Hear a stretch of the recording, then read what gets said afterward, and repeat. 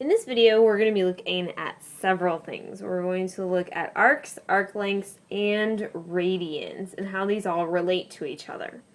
So here is a circle, and an arc is a segment of the circle that is created by linking the endpoints of two radii of the circle. So this here would be an arc. And when we think about our arc, we can think about it in terms of degrees. The degrees of an arc are equal to the degrees of the angle. So the degree inside the angle here is the same as the degrees of the arc. However, we can also find how long that arc is by using our arc length formula. And the formula for arc length is 2 pi r times theta, which is your angle, over 360. So we know that our arc is so many degrees based on the angle that is created with the arc. And we can find the length of the arc around the circle by using 2 pi r times theta over 360, because 2 pi r is the circumference and theta over 360 is the ratio of the circle that is created. Now, we're also going to be looking at radians, which are another type of measurement, and we're going to look at converting between radians and degrees. For this initial part, we're going to look at converting from degrees to radians. And when we convert from degrees to radians, we take the number of degrees and we multiply it by pi over 180. So those are the three types of examples that we are going to be looking at in this first bit of this video. This circle has arc MN, and so we're going to look at arc MN, this large arc right here.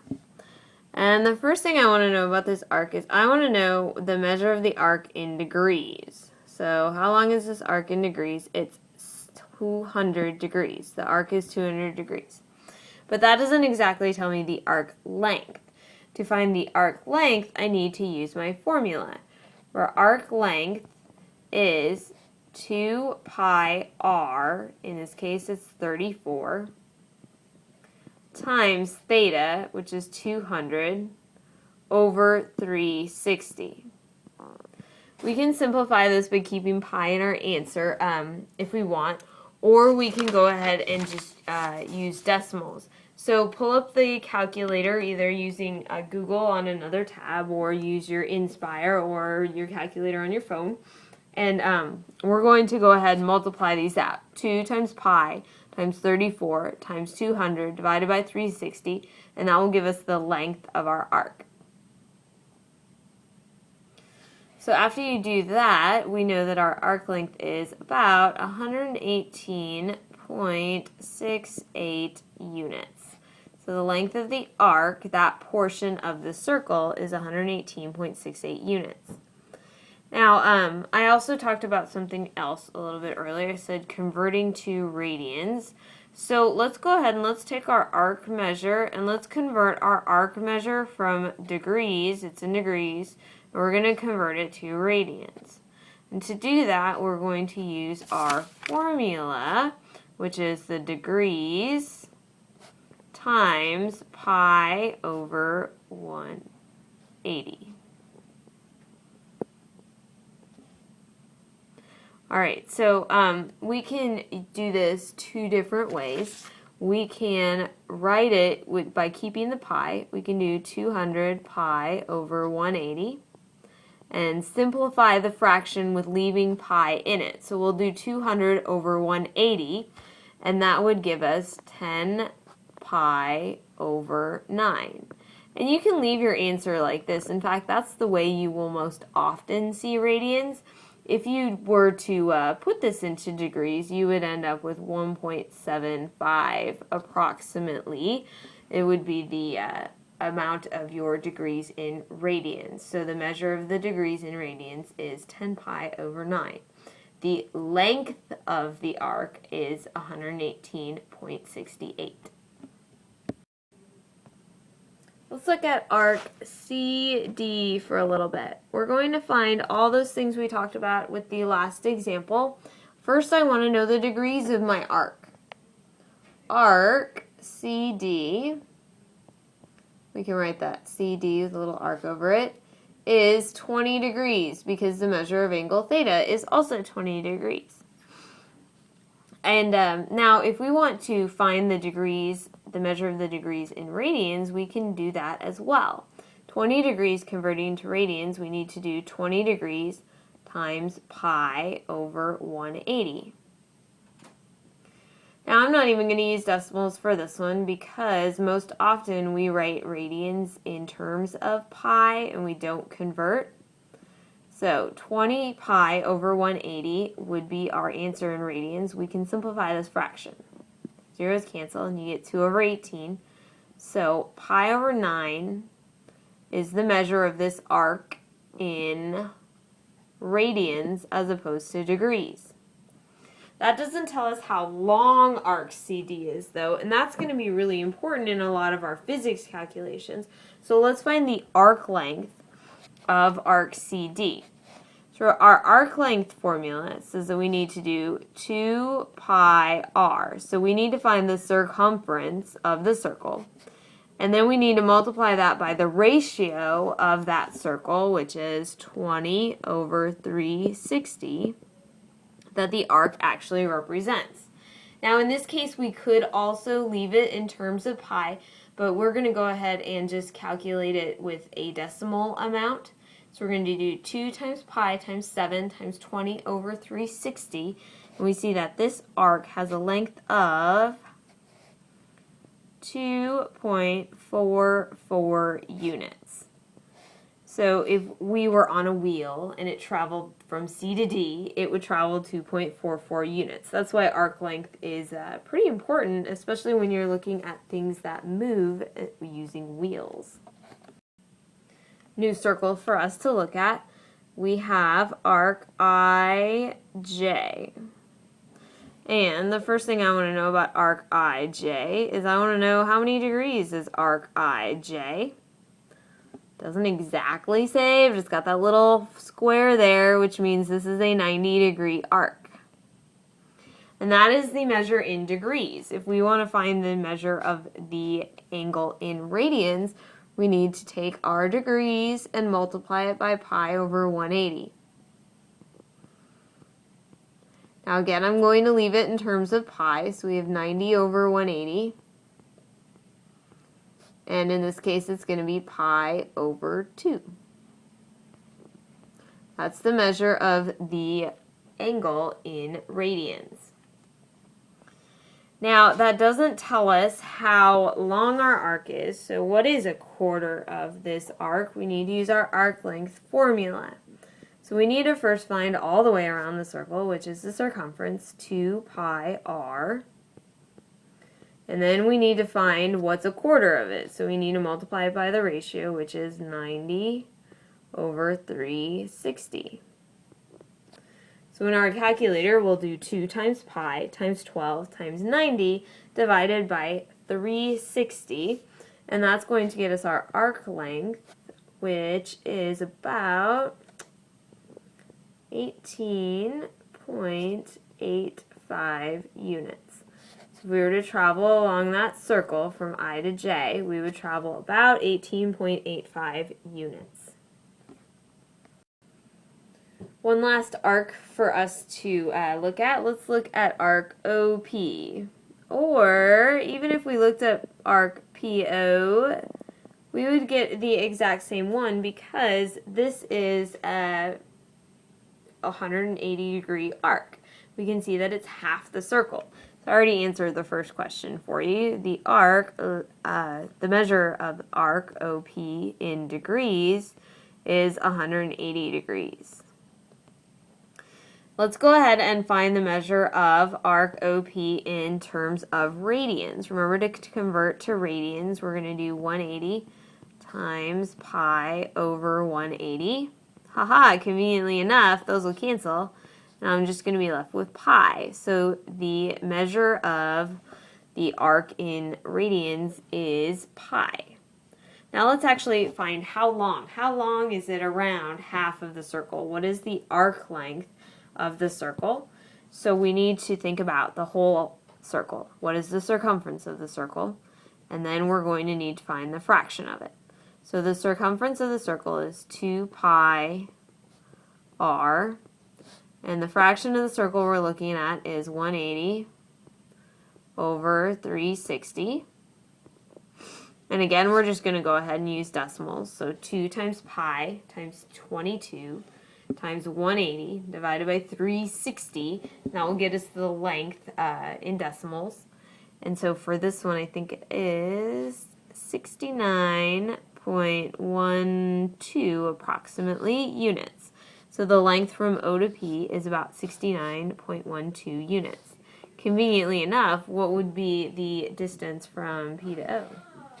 Same thing, because it is half a circle. Using arc length and also degrees of arcs comes in handy when you are looking at circles out in the real world. Here we have a birthday cake. What we need to know about this birthday cake is I want to know the radius of this birthday cake. So I want to know that distance right here. Right now, I know the arc length. The arc length is 6.28 inches. Okay, so the first thing we want to do is consider this little wedge, this pizza piece right here, birthday cake piece right here. We want to find out what portion of the cake is that. And that would give us our angle measure. So it looks like there are 8 pieces on the cake. So one of those pieces, I need to take my 360 degrees and I need to divide that by 8. That'll give me the angle that I can find in one piece of cake. That would be 45 degrees. Now let's think back to our arc length formula. Our arc length formula says that we have 2 pi r, the circumference, times the degrees over 360. Well, let's think about what we know. We actually know the arc length. We do not know the radius, but we also know theta because we were able to get that 45. So if we went ahead and we plugged everything in, we get 6.28 equals 2 pi r times 45 over 360. We have an equation that we can solve using the solving techniques we learned in solving equations. So let's go ahead and let's get rid of the 2 pi first. I'm going to divide both sides by 2 pi. So I have 6.28, and I'm just going to leave it divided by 2 pi at this point. Equals r times 45 over 360.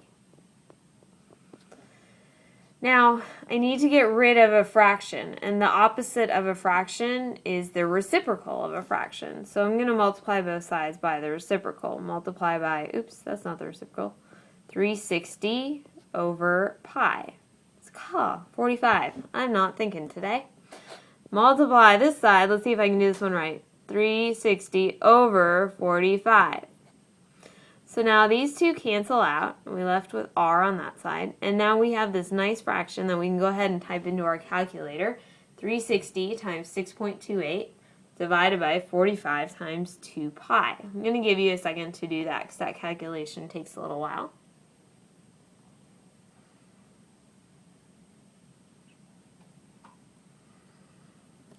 Okay, I got r equals 7.995, and I'm guessing that due to some rounding errors on somebody's part, the radius of this cake is approximately 8 inches. So if I were to ask you a little extension question, what would the diameter of the cake be? The diameter of the cake is 16 inches. This is a pretty big cake. circles come into play in a lot of different applications besides cakes, yummy, yummy cakes, and wheels. Here we have some pulleys that are all together, and we want to find the perimeter of these pulleys. We want to find, if we were to put a belt around them, how far does it travel all the way around? So it looks like part of it isn't too bad. We know that this is 4, and that's 4, and that's 4. The only thing that's missing are those arc lengths in between. So let's think about these circles. We know our arc length formula depends on degrees, and it also depends on the radius. So we need to think about finding the radius first. The degrees is obvious. Now, if we look more closely at our circles, yes, that's a radius and that's a radius, but this is a radius as well, and so is this. So in between these two hubs is the same as out here, which is 4. So the radius of my circle ends up just being 2. How handy is that? So using our arc length formula, we can remember that arc length is the circumference of the circle, 2 pi r, times the percentage, or the ratio of the circle, which is 120 over 360. Alright, so when we do that calculation using our calculator, we are going to end up with about 4.19. Now, that just tells me one arc right here. And how many arcs do we actually have? It looks like we have 1, 2, 3 of those. So if I want to find the whole perimeter, the first thing I'm going to have to do is multiply that by 3. So all of those add up to be about 12.57. Now we also have, they're blue right now, I have these lengths of 4, and I have 3 of those as well. So that would be 4 times 3, which is 12. Now I can go ahead and find the whole perimeter of this circle. I can add these together, and the whole perimeter of this, it's not really a circle, whole perimeter of this system is 24.57 units. So all the way around, if I were to put a belt around these, I would need it to be 24.57 units long. See how handy arc length is? Earlier in some of our problems, we converted from degrees to radians, and to convert from degrees to radians, we use the formula degrees times pi over 180. Well, we can also go the other way. We can also convert from radians to degrees. And converting from radians to degrees is sort of like going backwards. So this means we take the radians, we multiply it by 180 over pi. So we end up getting rid of a pi value. We did a lot of this first type of example in the examples earlier. So I'm just going to do a couple converting from radians to degrees so that you can get practice doing that as well. So let's say we had radians 23 pi over 12. And we wanted to convert that to degrees. We just use our formula, so we can multiply it by 180 over pi. So handily enough, our pi's cancel out. And we can do 23 times 180 divided by 12. So in this case, the degree measure of those radians is 345 degrees. So let's look at another one. Let's say we had negative 4 pi over 3, and we wanted to convert that radian measure into degrees. We would just need to multiply it by 180 over pi. So let's see, pi's cancel. Negative 4 times 180, and then divided by 3. Get your calculator out. That works out to be negative 240 degrees. So that means it's going back counterclockwise in the circle. Maybe just one more practice with these. Let's do 10 pi over 3. and we want to convert it from radians, which it's in 2 degrees. We just need to multiply by 180 over pi. So pi's cancel. 10 times 180 divided by 3, and that gives us our degree measure of 600. So we did some examples earlier where we converted from degrees to radians, and this was just showing you converting backwards from radians to degrees.